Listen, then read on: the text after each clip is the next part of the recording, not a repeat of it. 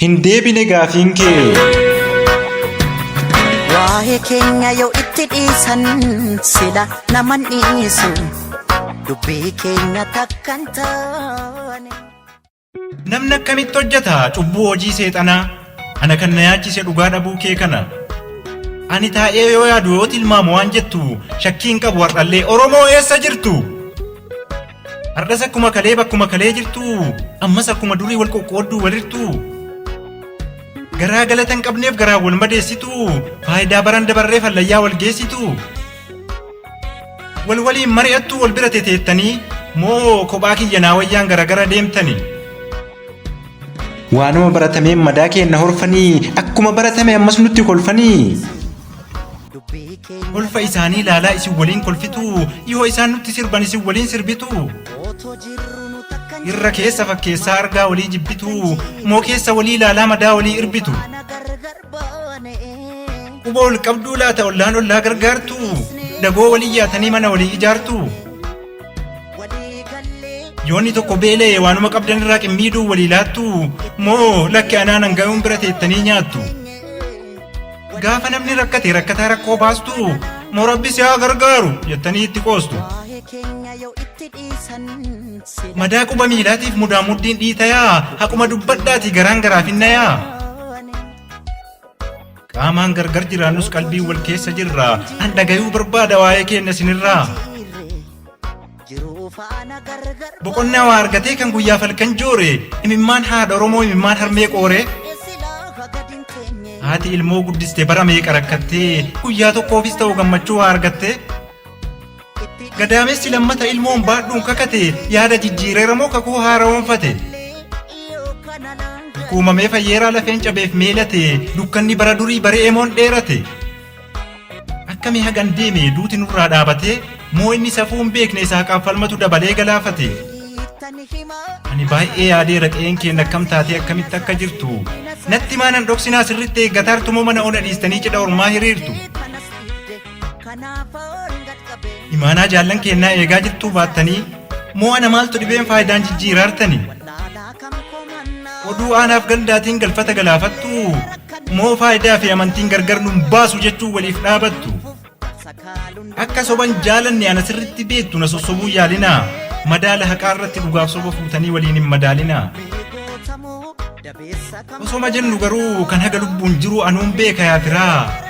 Hagaan achii deeme waa takka nan dhoksinaa dhuguma dhugaan jiraa. Qilleensa argataaraa dhugaan durukkaamame waa'een daadhii galaanii yoo maaltu dubbatame.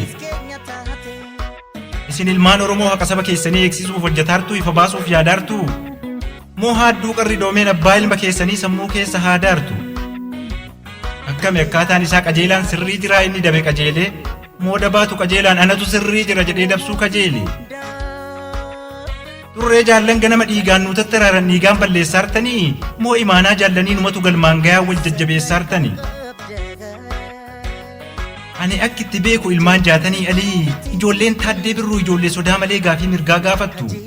Ijoolleen Waaqoo guutuu ilmaan Laggasaa Wagii ilmaan Haajii Hasanii ilmaan haqaaf dhaabattu. Malee akka goobanaa galfatan galaafattu. Isa haqa sabaatiif harkaa miilli qabame isa biyya isaatiif achi buuteen dhabame. Isa miila isaatiin Oromiyaa ijaare namni dagatuun jiraa imaanaa bakar waare. Karaatti hambistuu ree gumaata lafeef dhiigaa galfata galaafattuu ilmaan leenjisoo dhiigaa. Natti maan dhageeffadha gurra qaree eegaaraan sagalee keessanii akkami waa'een kiyya cuqqaalamee taa'aara moo maalirra geessanii. Akka dur jennu sanii moo eenyu abbaan biyyaa akkami fooyyee qabaa jireenyi lammii kiyyaa. Jireenya ofii fooyyessuuf daldalaan daldalataa qotee bulaan lafa qotaa moo bishaan irra taa'ee ammas bishaan dheebota. Addaan baasee hubataa garaagarummaa jiruuf wal fakkeenna garaachaa lammiin kiyyaan mallee qotee aramee haamee callaa ormaaf gumaachaa. Roobni samii irraa roobe gad bu'ee lafa jiisee moo ati awwaara kaasiin bubbetti kennee dhiise. Naan hin jedhinaa malee haa caalu kan baranaa furmaata argataaraa rakkoon gamaa gamanaa. Irri walii dhaabatee rakkoo uumame furaa moo ana maaltu nagayeen dheessa akkuma duraa.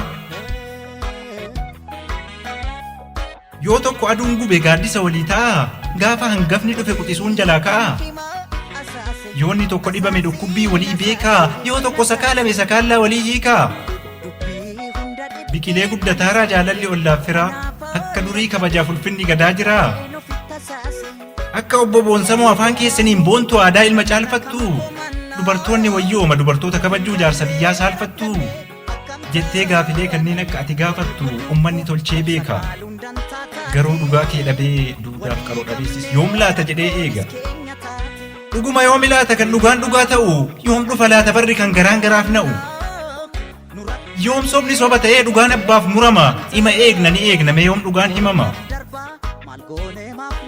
Dur gaafa namni du'e reeffi kabajaa qabu uumeen bakka awwaalaati. Amma immoo ajjeefamee reeffi bosona ciisa, bineensi bosonaa fi allaattiin ragaa baati.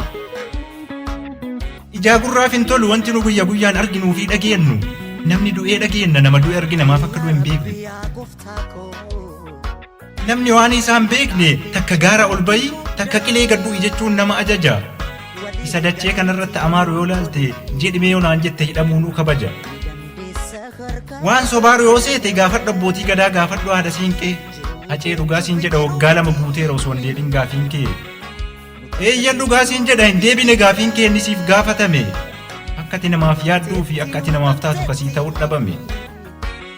Garuu dhugaa dubbachuuf sabni dhugaa kee arguuf gurra qaree caqasa. Dhugaan kee bayuu miti isa siif karoorfame dhagaa bu'uuraa malee hin argine galmasa. Alagaa fi firrillee ima faarsa waa'ee kee jalqabaa hanga dhumaa. Ganama dhimma walii galgala gargar bahee waa'ee faayidaa guunguma. Haga waan yaade argatuu fi rafee boqonnaan qabu sagal taa'ee sagal dhaabata.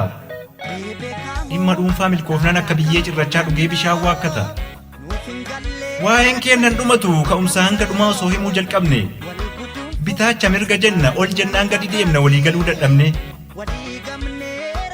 Keenna kuni dubbachuuf nama dhiba dhiisuuf nama dhukkuba. Wantuun faallaa ta'ee bishaantu ibidda guba. Dur namni roorroo dheessuuf baqatee biyyaa bahee biyya ormaa jiraata. Amma garuu gidiraan biyya ormaatti irra gayu baay'ee garaas nyaata. Nama jiraachuuf yaadu oduu madaalan kaasneen dharaan itti duulanii, yookaan akka hin duune yookiin akka hin jiraanne mana dhaatti guuranii. Biyya ormaa jiraafuu akka qalbii yaadatti waan garaasaan dubbatu. Raajii adabbii nyaataa. Raajii adabbii nyaataa beela'ee garaan nyaatu daaree huccuun uffatu. Biyyi teenna ormayyuu kan baqateetti dhufe nyaachistii yoo baasuu malee hiitee ittiin taphanne. Dhugaa waliin dhoksinu sabni keenya kamiiyyuu cunqursaa diddaaf malee beelaaf biyyaan baqanne. Oromoon cubbuu hin qabu hin shakkinu abaarsa. Maal goota reega darbuuf hireen nama hiraarsa. Laakkaameen dhumatu hagumatti duute sarasaas ni nyaate. Eegaa toora eegamtee lubbuun namaa rakasee jiraachuun hiree taate. Hagumatti deemte kanatti quba hin qabne. Nama haqaaf dhaabbatu isa haqaaf falmatu goota akkamii dhabne. Hin jirru jechuuf jirra, jiraachuuf hadhaa nyaanna, jiraachuuf dhakaa baanna. Kan garaa garaaf dhiisnee godaannisa godaansaa baraan hooqaa jiraanna. Ati seenaan jiraatta jaallan kee dabalatee akkaaf bakka kamittuu. Kutataa garaan hirree qeerransa haati deette oomiyyuun dagatamtu. Akkuma atuu jette waliigalteen nu dhibee ulfaatus waa'een keenna. Hin shakkinu gaaf tokko dhaloonni dhalee baatu kaayyoo ati herreegamtee fi numa galmaan geenna. Waa'ee keenya yoo itti dhiisan sila naman dhiisu. Dubbii keenya takkan taane. Otoo jirru nu takkan jirre maal godhu akkan jirre.